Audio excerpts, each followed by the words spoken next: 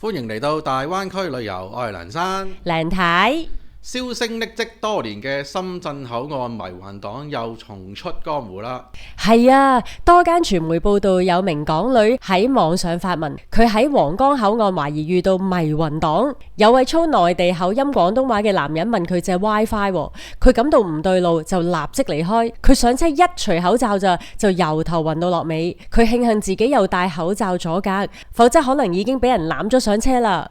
其實我當時見到呢個報道嘅時候呢，我都立即咧諗翻起我大概10幾年前呢喺羅湖口岸呢發生嘅2件事嘅，我都遇過迷魂黨同埋騙子嘅。咁好在當時呢係逃過大難啦，咁所以我就決定今集呢就係要拍出嚟呢，俾大家知道呢我當其時發生嗰2件事係咩事，就想大家呢都可以提高警覺。哇！大梁太你講翻10幾年前嘅嘢喎，而家深圳都唔同晒啦，商場又大又靚，個個都用電子支付，你覺得真係仲會有迷魂黨同騙子會睺住我哋啲香港人咩？咁就係因為大家覺得深圳已經係繁榮安定啊嘛，咁所以個戒心就少咗啦。咁其實咁樣係仲危險，因為其實每個地方或者國家咧都會有壞人噶嘛。其實騙徒呃人嘅手法咧係會不斷咁樣重複。你記唔記得我哋大概5年前度咧，我哋去北京係啦。咁當其時咧，我哋就遇到過一隻叫做切糕黨。話說我哋當日咧喺王府井大街行下咧，就見到街邊有檔小販，咁有個好大好多唔同顏色果仁乾果鋪面嘅糕，外形咧係相當吸引嘅。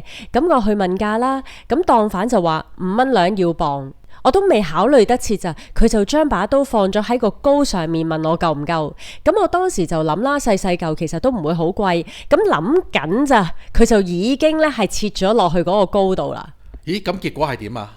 結果嗰嚿嘢要成100蚊，其實我當時真係好唔情願俾錢，但係切咗唔要又唔得，咁所以最後就要咗啦。最慘係一啲都唔好食啊，超級硬，根本就唔係俾人食，係用嚟呃人嘅，激死我啊！後嚟我見到舊年有新聞話蓮塘口岸出現呢一種呃人嘅方法，叫做切糕黨，原來已經聞名全國。被形容為一刀下去馬雲都落淚，都唔知有幾多港人喺蓮塘口岸落咗淚啊！證明騙徒呃人嘅方法係會不斷重複，亦都不斷有人中招嘅。咁你喺10幾年前發生咗啲咩事，就真係要同大家分享下，俾大家知道下咯。我當年有5年時間係需要每日來回香港、深圳工作，我差唔多每日都會經過羅湖口岸出境，再一直行去深圳香格里拉酒店門口，等廠安排私家車接我去深圳2線同東莞嘅廠。事發當日係早上8點鐘，我如常由羅湖口岸行去深圳香格里拉酒店，行下，突然間有位黑衫黑褲嘅男人叫住我。嘿，小姐。我望住呢個男人嘅時候，佢就向我塊面噴白煙。我當時立即閉氣，一口氣奔跑，我個心超驚，一直跑到香格里拉酒店，立即衝入去大堂入邊睇下個男人仲有冇跟住我。我當時喺度諗，我喺酒店 lobby， 佢應該唔敢入嚟啩。吓，梁太，咁之後點啊？見個黑衣人冇再喺酒店出現啦，咁我就見到廠車一嚟到，我咪即刻衝翻上車啦，咩都唔理啦。咁不過上到車嘅時候呢，我就冇覺得唔舒服或者頭暈嘅，我淨係 feel 到自己個心呢係跳得好勁、好快、好驚咯。咦，原來反應快、跑得快都可以救自己一命㗎喎。係啊，咁嗰陣時我自己一個女仔喺國內做嘢啊嘛，咁如果唔打醒12分精神，真係連命都冇啊！咁你10幾年前第2件事係咩事呢？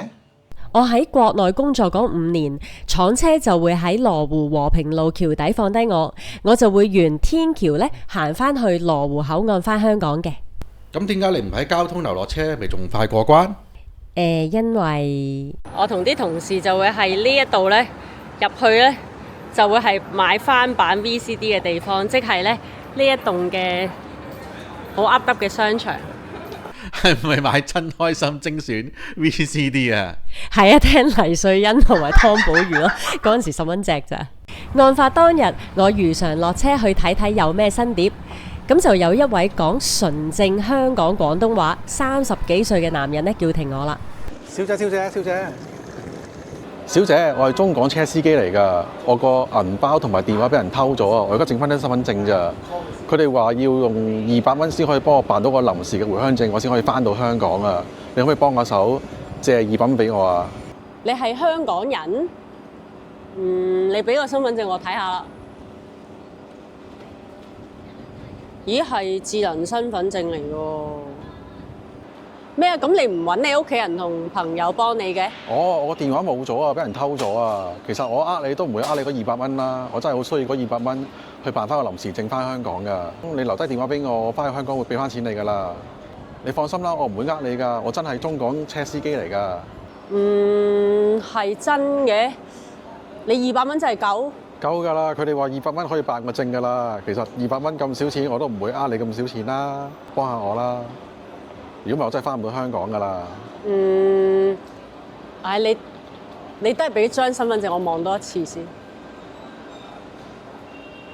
真係身份證嚟嘅喎。咦？卡紙嚟嘅，卡紙嚟嘅，你呃我？我頂！不過諗翻起咧，如果佢當時咧我唔到，然後強搶我個手袋，又或者捅我一刀咧，咁就真係大件事。各位網友，你哋有冇遇到迷魂黨同埋騙子嘅經歷呢？如果有，歡迎留言同我哋分享嘅喎。咁總之咧，大家外遊嘅時候咧，真係要提高警覺，做好人咧都真係要三思啊！如果大家喜歡今集嘅內容同埋覺得有參考價值，就請讚好、留言同埋訂閱我哋嘅頻道啦。記得我哋係帶你食買玩盡大灣區嘅梁生、梁太，下集再見啦，拜拜。喂，調轉咗。